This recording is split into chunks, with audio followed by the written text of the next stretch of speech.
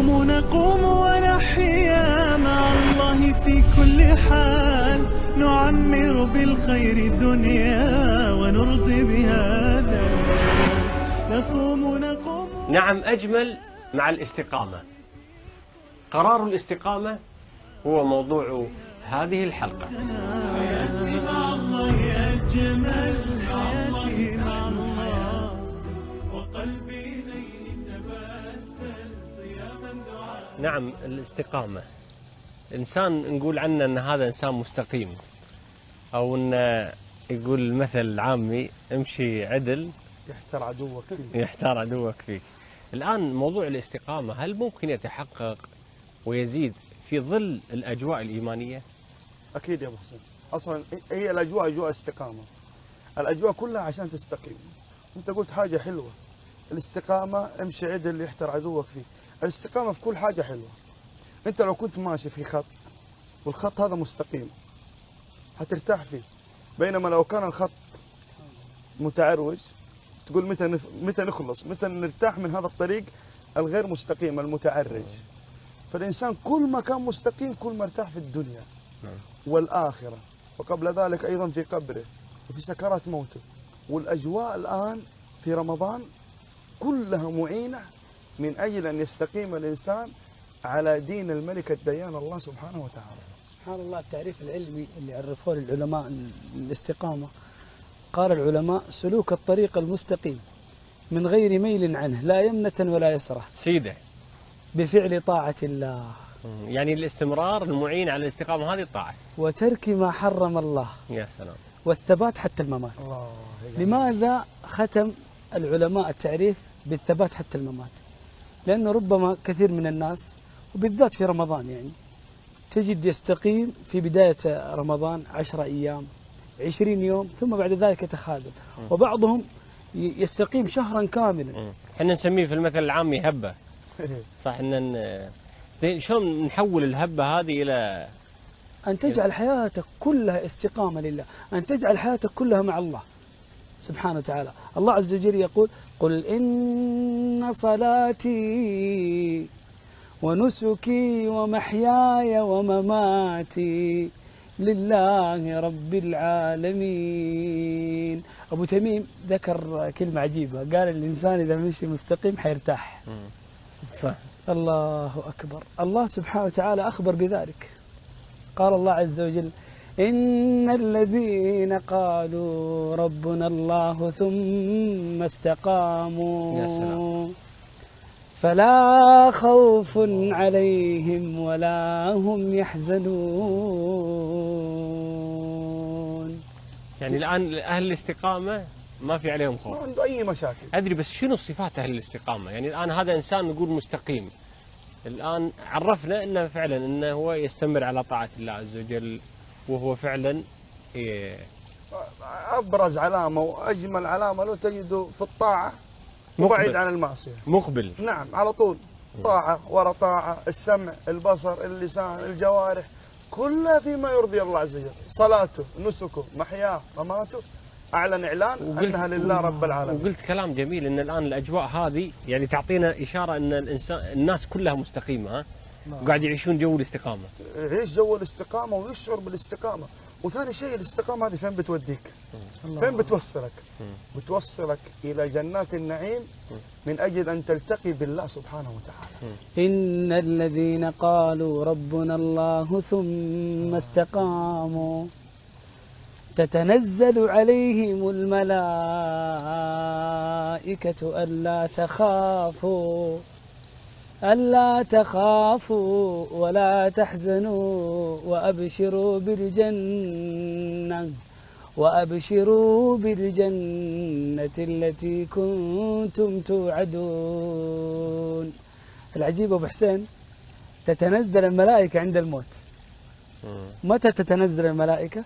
عشان تحقق الثبات. الله أكبر. تتنزل الملائكة عند الموت ألا تخافوا، أبشر يا صاحب الاستقامة، إذا استقمت على أمر الله فإن الله يثبتك على أعظم كلمة في هذه الدنيا، لا إله إلا الله.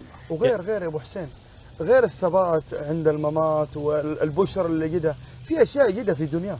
المستقيم على أمر الله وعلى دين الله يجد أشياء في دنياه ما يلقاها غيره، يعيش عزيز بعزة براحة. زين، شفت العزة والراحة اللي تفضلت فيها، وأيضا أن الواحد يعيش سبحان الله لحظات الاستقامة ولحظات الإقبال على الطاعة والإدبار عن المعصية وعن الحياة السلبية بأشكال مختلفة.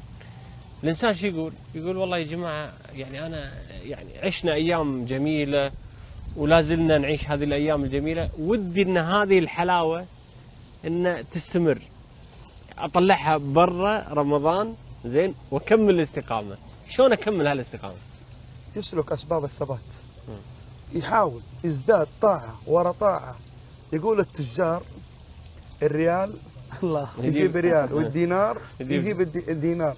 الطاعة ترى تجيب طاعة، الله. والحسنة تنادي أختها، الله. والاستمرار في الاستقامة. تتقرب شبر الله يتقرب ذراع، تتقرب ذراع الله يتقرب باع.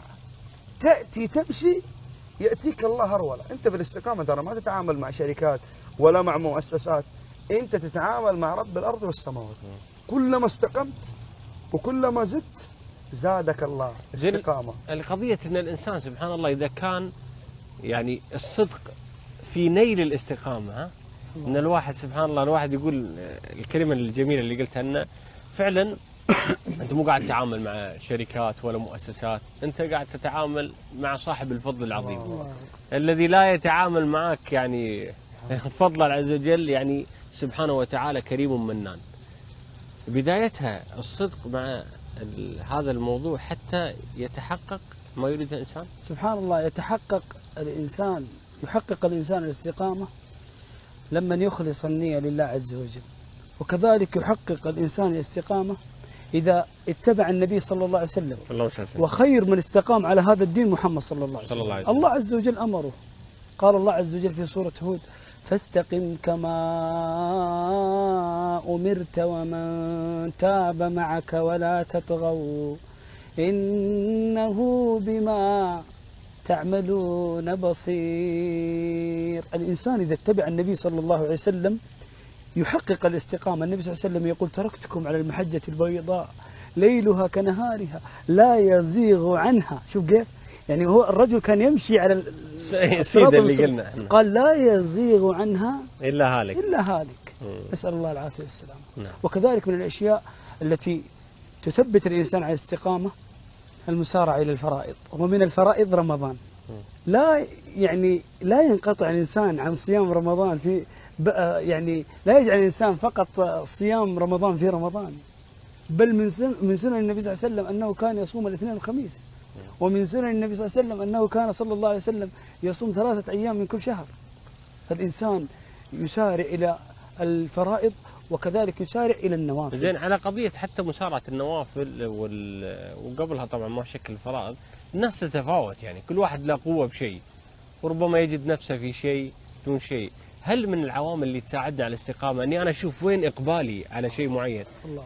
وواحد يستفيد منه؟ لكل إنسان سلطان عمل. يا سلام. في بعضهم سلطان عمل الصيام، وفي بعضهم سلطان عمل القيام، وفي بعضهم سلطان عمل الصيام قراءة القرآن، وفي بعضهم سلطان عمله الدعوة إلى الله والأمر بالمعروف والنهي عن المنكر وتعليم العلم، وفي بعضهم سلطان عمله الإنفاق في سبيل الله. يا سلام. وفي بعضهم سلطان عمله بر الوالدين وصلة الأرحام.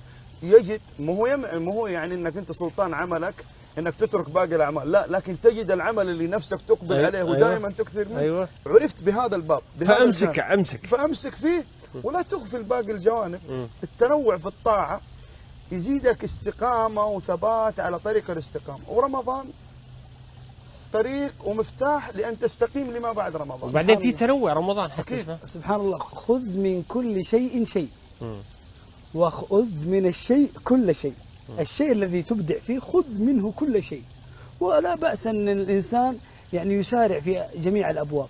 خالد بن وليد عرف بماذا؟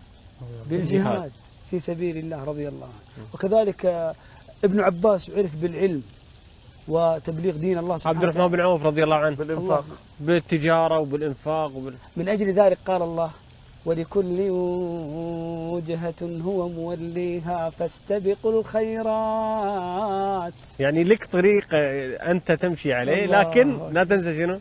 لا تنسى الطريق يعني اللي تجد نفسك فيه. إنسان يجد نفسه في الصلاة، أبدع في الصلاة.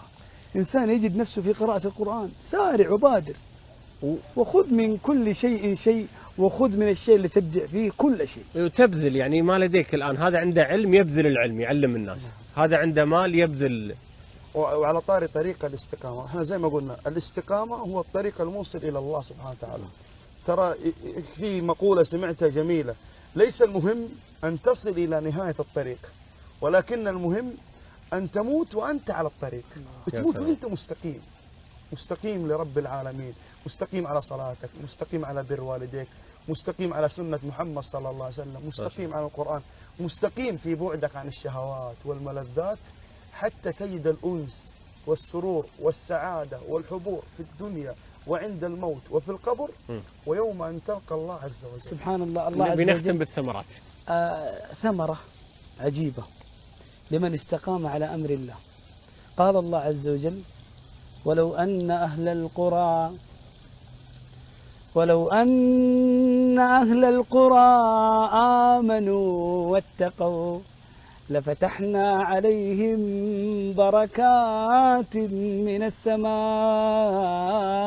والأرض ولكن كذبوا فأخذناهم بما كانوا يكسبون.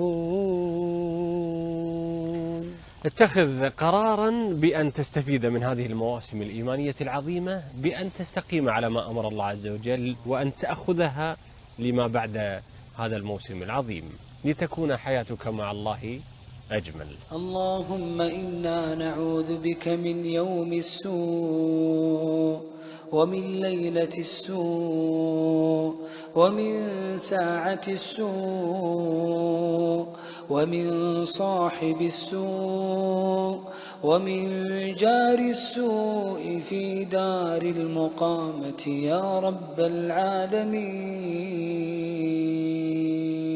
نتوب نذوب اشتياقا إلى الله في كل آن، فلا شيء أحلى مذاقا كدمع يريح الجنان. نتوب نذوب اشتياقا إلى الله في كل آن، فلا شيء أحلى مذاقا كدمع يريح الجنان. حياتي مع الله أجمل، حياتي مع الله وقلبي